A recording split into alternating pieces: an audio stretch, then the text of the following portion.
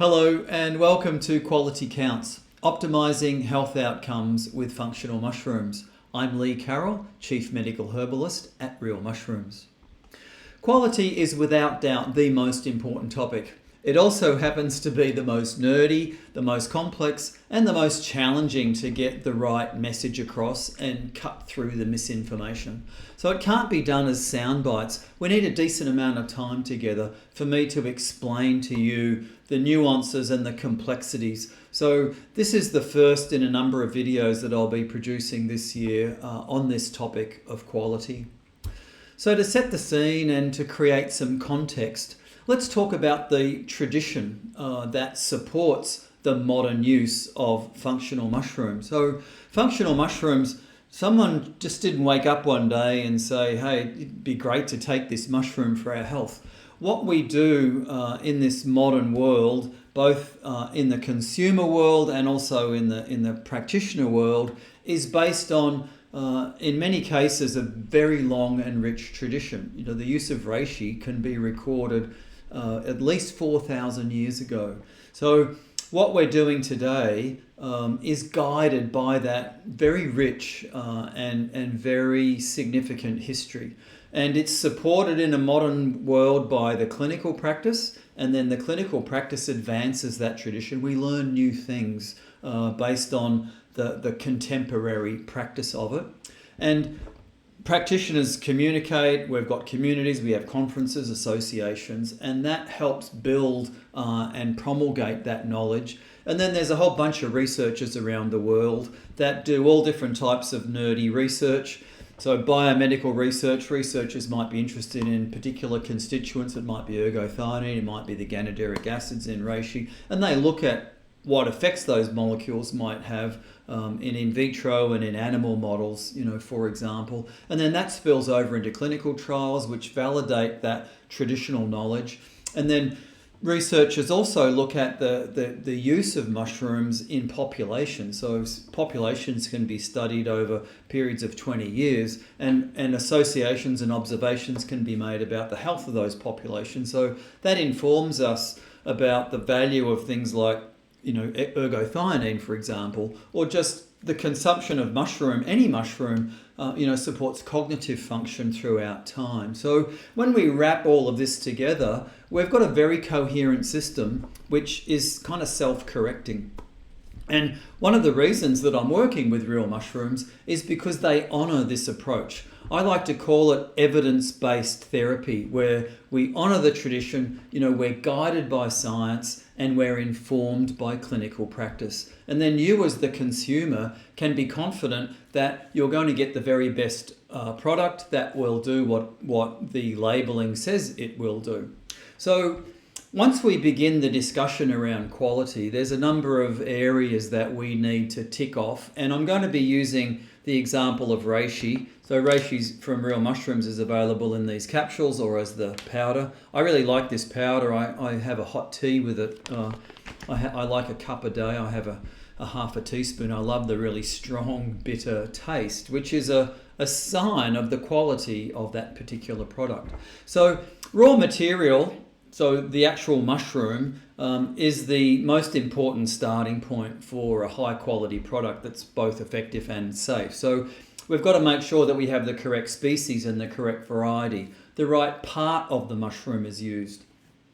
So it's easy to understand from a herbal point of view, where a tree's got leaves and twigs and bark and fruits and roots, and each of those different things might have different, health benefits. With a mushroom, it's less clear, but the mushroom is the fruiting body, it's the reproductive part, and that's where all of the tradition comes from. The modern understanding is that the pure mycelium can be extracted and purified, and beta-glucans from that can be turned into very highly specific products like maitake diffraction or PSP or PSK. These are well-known kind of products in the marketplace. So the part that we use is really very important. The substrate that the mushroom grows on is really important as well. At what time is it harvested? Once it's harvested, how is it dried? is it free of contaminants?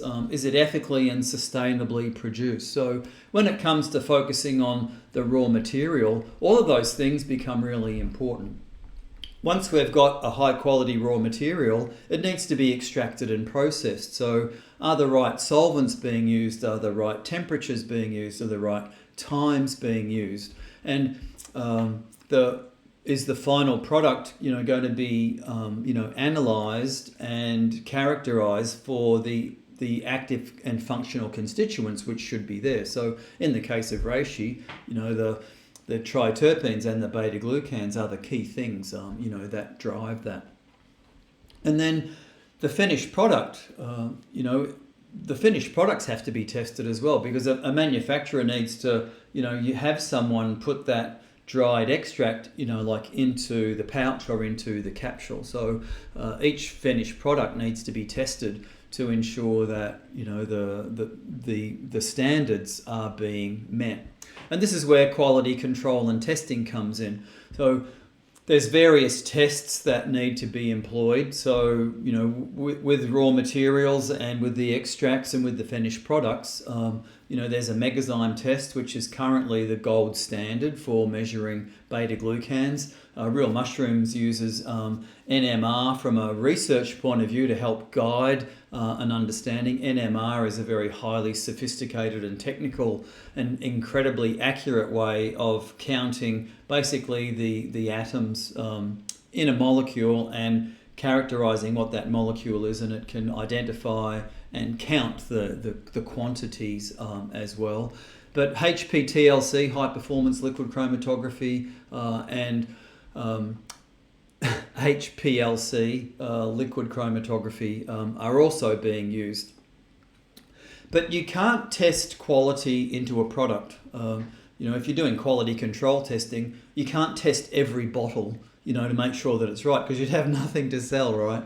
So we need a quality assurance program so that quality gets built in, so that you can sample test. So like every so many bottles you make, you're going to test one just to be sure that it's right. But quality assurance is based on complying with the Code of Good Manufacturing Practice, which requires companies to have standard operating procedures and training and all sorts of rigmarole to ensure that every time a product is made, it's going to be exactly the same. So you as the consumer can be confident that every time you put this reishi capsule or powder into your cup, you're going to get the right kind of benefits and outcomes.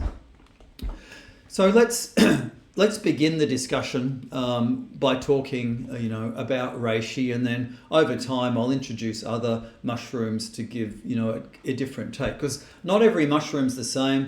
Growing conditions are different. Active constituents are different, for example.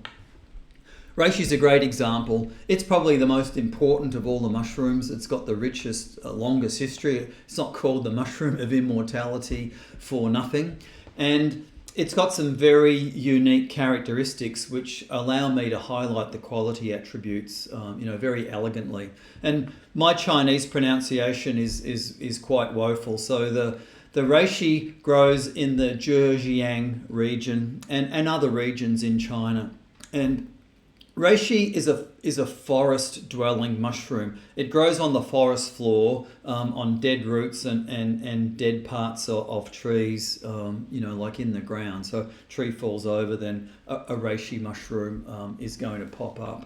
So Real Mushrooms uses Namex extracts. Real Mushrooms is the sister company to Namex. And Namex has got a very long history of producing mushrooms in China that goes back to 1987. And Real Mushrooms and Namex were the first to introduce organic growing techniques for mushrooms in China. So these regions where reishi and many of the other mushrooms are grown, the shiitake as well, are the same areas where these mushrooms were originally discovered. So if you go back 4,000 years, in these exact regions, reishi was being experimented with by the early practitioners in that traditional Chinese medicine system. So the the origin of the reishi could not be any more authentic and any more appropriate in terms of honouring that tradition. So reishi, it's a forest-dwelling mushroom for the most part. So if we're wanting to grow, vast amounts of it, we need to, be clever in terms of how we mimic that forest environment. So one of the ways to do that is to grow the reishi underneath shade cloth in the same region where it would grow naturally. So here's an example of the shade cloth plantation here. So you could walk from that shade cloth into that forest and you'd be able to see wild reishi growing. Although reishi is very rare in the natural environment. You might need to walk a long way before you find a significant number of them. So growing it under shade cloth mimics the forest growing conditions. It helps to control the light and the temperature and the moisture. There's no electricity involved. It's a totally natural environment. And reishi, of all of the mushrooms, provides the best quality product when it's grown on a log.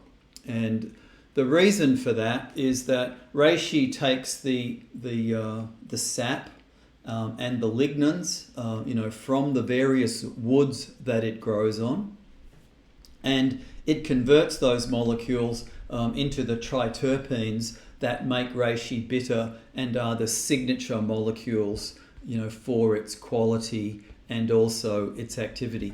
Reishi will grow on chopped up bits of wood as well, and when you use sawdust, and I'll come to the discussion of sawdust shortly, sawdust can speed up the growth of a mushroom, and for many mushrooms it doesn't matter. The quality of the finished mushroom product is identical whether it grows on a log or whether it grows on sawdust. But with reishi, the very best extracts come from reishi that's grown on logs. So these logs come from the wood industry in China, so they're naturally organic, and the wood industry needs wood of certain lengths and shapes and sizes and diameters. So the weird kind of shaped bits and pieces that are the waste get used in the burgeoning reishi mushroom industry. So the logs are inoculated and they're put together in their polymer encasing. So you can on the right here you can see the white polymer bags that encase 2 or 3 separate logs that are bound together, and then they're buried in the ground. The very best reishi, which mimics the natural conditions, have it grown in the soil. So a trench is dug, the soil's put to the side, the logs are placed as you see here, and then they're backfilled with the soil. And then in the middle you see the baby reishi mushrooms growing up through the soil, and then on the right you see a mature mushroom ready for harvest. And the authentic reishi has got a very shiny surface. So when you wash the surface with water, you get this very shiny surface, which is a hallmark of the species. So the substrate, as I've been discussing, does matter. And for reishi, it's a log. For all the other mushrooms, sawdust produces, an equally good product. But grain doesn't. So the only mushroom that is grown on grain authentically is the cordyceps. So when we use grain, say reishi is grown on grain, then there isn't any of the wood to provide the raw material to make the triterpenes.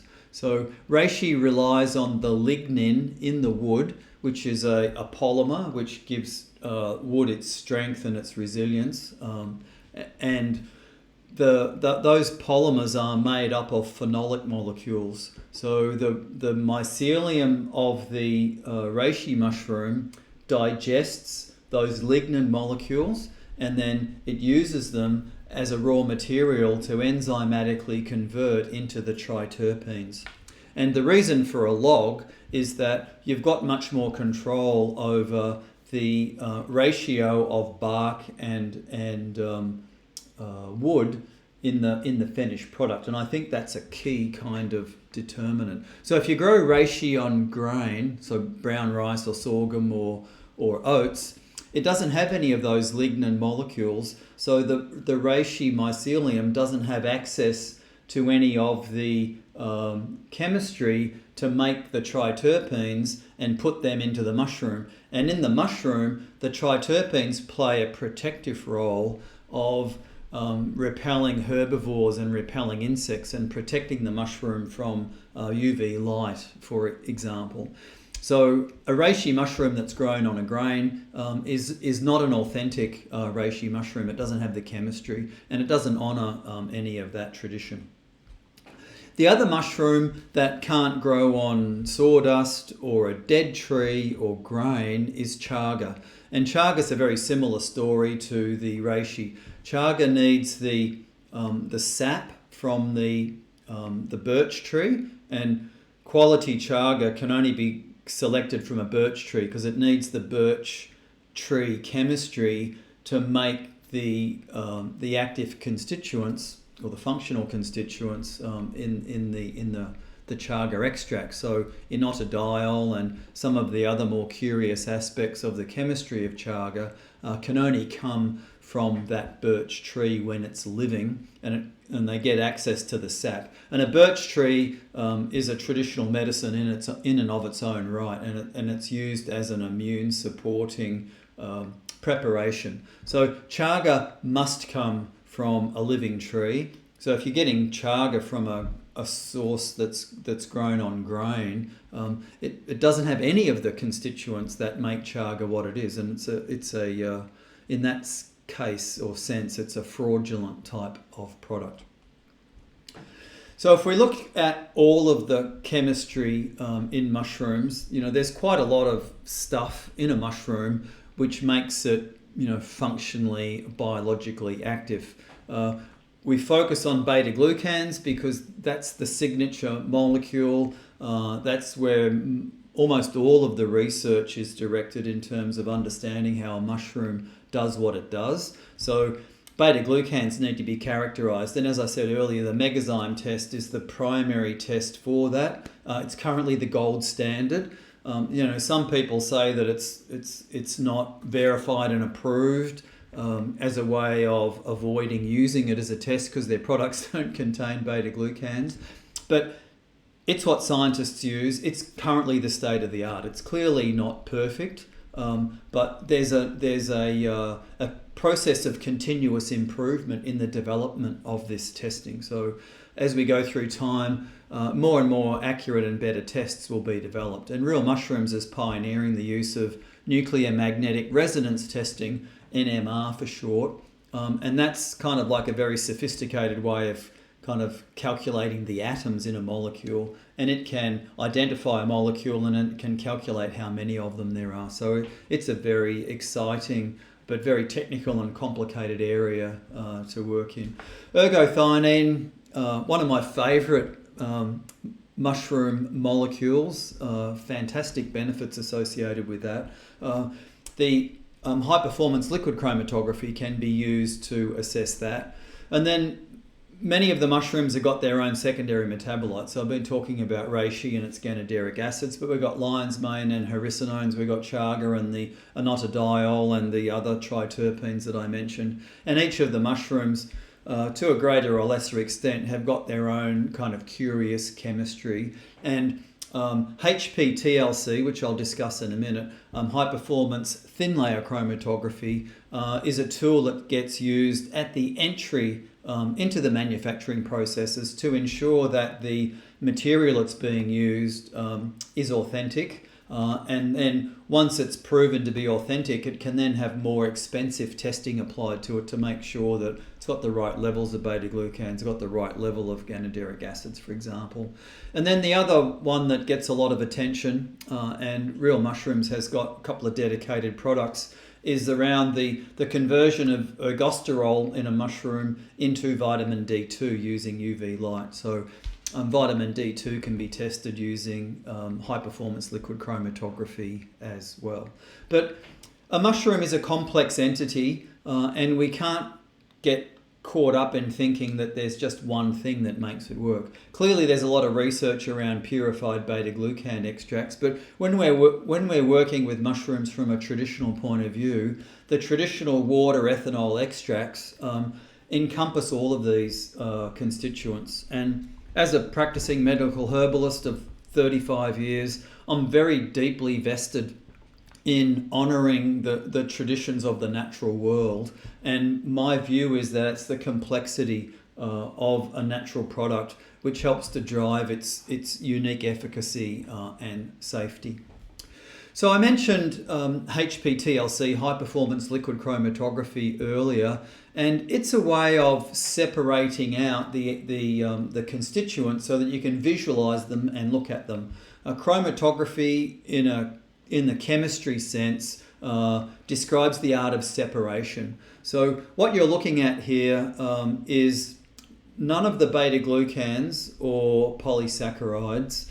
It's all the solvent-soluble constituents. So beta-glucans, ergothioneine, to a lesser extent, ergosterol, and all of the other stuff. And you can make an extract of the various mushroom, and you can see the mushroom. If you tilt your head, you can see, chagas at the end, and then, as you come closer towards me, we've got tremella.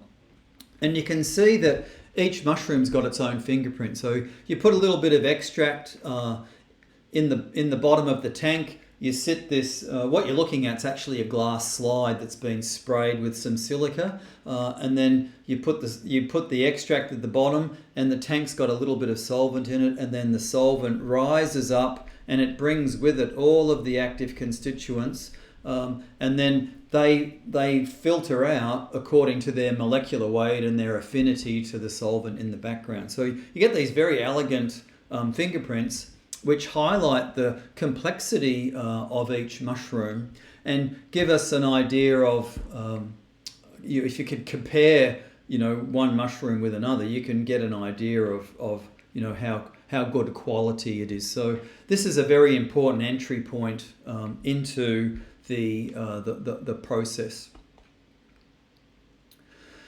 It's important that mushrooms need to be organic and free of pesticides and various chemicals, etc. And as I said in my kind of introductory remarks, Namex was the pioneer that introduced organic mushroom growing into China. So all of the extracts that are used in Real Mushrooms products are all organic, but not all of the products carry the organic symbol on the label, because occasionally the capsule material, so if you're using a capsule, the hypromellose, the cellulose-like material which forms the capsule, isn't organic. But all of the extracts that are used are all organic. And I think that's really, where organic is available, it should be used to ensure that materials are free of any pesticides and chemicals and low in heavy metals and all of those things that ensure safety. This is what the reishi looks like when it's being dried. So it's important that all processes in the chain of events are conducted properly. So, the drying is often a step that gets kind of left out in a quality discussion, but it's very, very important that mushrooms are dried properly. We don't want them dried too slowly. They might get a mold growth on them, for example. They need to be at the right temperature so that the active constituents, are maintained. It's all of these little bits and pieces in the chain are very, very important. And reishi mushrooms are very curious. These ones are really big. You pick one up and it's kind of like this big, but they're very light. So you pick it up expecting it to be really heavy, and it's like, wow, this thing's incredibly light. So focusing on reishi and its key actives, each of the mushrooms has got beta-glucans, but beta-glucans aren't one thing. There's lots of different types of beta-glucans. So beta-glucans, like a family, and there's lots of individuals within that family. So reishi's got its own unique beta-glucans that need to be tested for. And it's got the unique triterpenes that I've been talking about. So there's a whole bunch of them. Ganoderic acids are the dominant ones, and ganoderic acid A of those is the most important. But there's also leucogenic acids, and there's just literally, myriad of little variations on this theme. And when I talked about varieties and species earlier, depending on the species and the variety you get, you might get different ratios and levels of the various ganoderic acid and leucogenic acids and ganoderols and all of the other complexity, and then that might slightly alter the benefits that you get, from consuming it, the health benefits. So making sure that the same species, the same variety is used consistently so that the products don't vary is really, really quite important. So this is another HPTLC graph or trace, and this one is just about reishi, and it gives us some insights, and it helps me to explain the comparisons that we can make. So on the left-hand side, your right, my left, the ergosterol and the ganoderic acids are highlighted. So they're the standards for those particular constituents. So ergosterol is visible at around 0.4 on that RF scale on the vertical y-axis. And then ganoderic acids, C1b and C2, are visible there. So where you see bands match up to those, you can identify it and say, oh yeah, that column has got ergosterol in it. So the next place to go on this trace is looking at whole reishi compared to reishi 1-to-1 extract. And you can see that when you go from side to side, up or down the columns, there's a very, very close correlation between how the whole mushroom looks and how the 1-to-1 extract looks. And then the next trace is pure reishi mycelium. So currently there isn't, unlike turkey tail, which has got a lot of evidence, for pure mycelium extracts, reishi is currently lacking human clinical trial data for pure mycelium extracts. But the mycelium and the mushroom are different parts of the organism. So the mycelium is the main part of the organism. It's difficult to use language because it's such a different type of form of life, but it's the body of the organism. It's the intelligent part, which its job is to seek out food and to protect itself in the environment and to live and prosper. And when conditions are right, it produces a mushroom which produces spores which can guarantee the survival of the entity. So the pure mycelium of the reishi therefore has totally different chemistry. Reishi mycelium doesn't need the ganoderic acids and the leucogenic acids. It's the mushroom that needs them because that prevents herbivores from eating it. It prevents insects. It's got antiseptic properties. It protects it from the light. So the pure mycelium has got a very different chemical profile, and you can see that in terms of the colours and the bands that are present. And then moving across to the next one, if you grow reishi on brown rice, then this is what it looks like. So on one side you've got brown rice, and then on the other side you've got reishi, which is grown on grain, so mycelium fermented grain. And you can see that the brown rice has got its own unique bands, and then you've got a little bit different bands appearing on the reishi fermented grain, but it doesn't at all match up with the whole reishi or the 1-to-1 reishi, and it doesn't match up with the reishi pure mycelium. So it's a totally different entity, and we don't yet have enough research to alter the course of our 4,000 years of tradition to say that reishi grown on brown rice has got validity like in our modern system of healthcare. There's just not enough research to support that contention.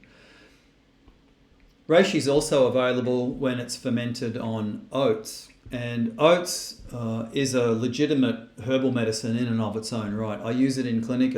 I call it a nervine tonic. It's very good at calming down an agitated nervous system. So you can see the bands in the mycelium kind of fermented grain column are much more significant than the ones on the brown rice.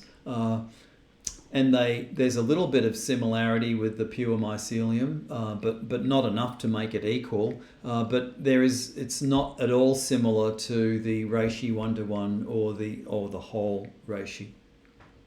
So it's a nice visual way of representing these complexities. So when reishi products are being tested, for a quality standard, this test isn't used. HPLC would be used to actually quantify how many ganideric acids are present. So when we use reishi, for its health benefits, the sorts of things we can expect to kind of experience, or the reasons why we're taking it, are healthy aging and longevity.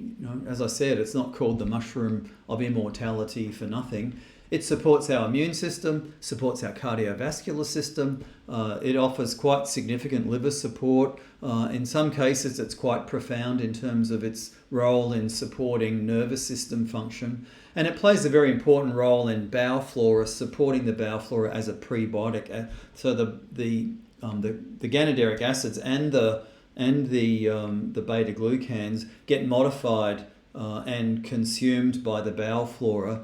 And the metabolites, or the waste of that consumption, play a very important role in human health. And we're learning more and more about that.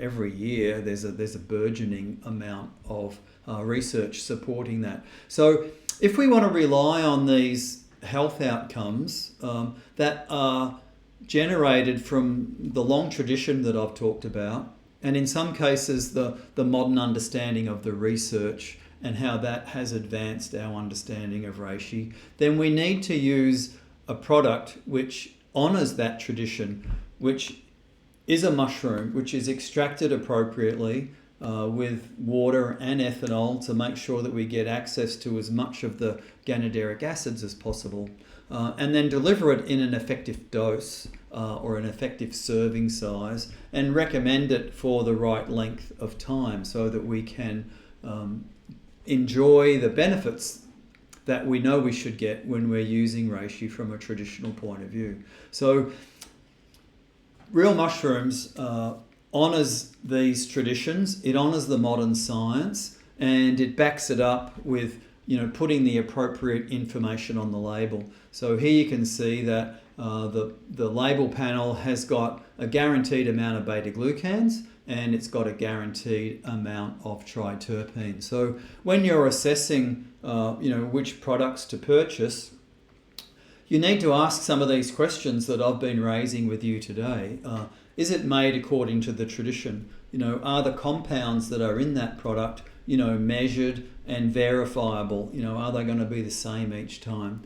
And when you've satisfied yourself with that, then you can be confident that you're going to receive the benefits that the tradition and the research suggest that you will receive. So thanks for listening. As I said, this is just one of a number of videos I'm going to be discussing quality throughout the year. So look forward to seeing you in the next one. Thanks.